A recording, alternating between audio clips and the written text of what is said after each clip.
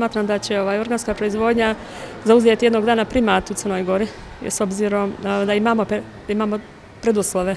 Naša zemlja je, da kažem, ne tretirana sa pesticidima. Naša zemlja ima perspektivu i što se tiče stočarske proizvodnje organske. Imamo pašnjake, imamo prostranstvo koje može da ide čak 50% da radimo samo organsku proizvodnju.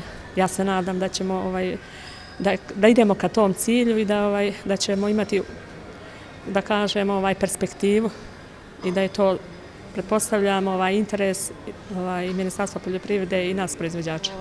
Maltene naša poljoprivredna proizvodnja je na tom našem gazdinstvu u potpunosti organska.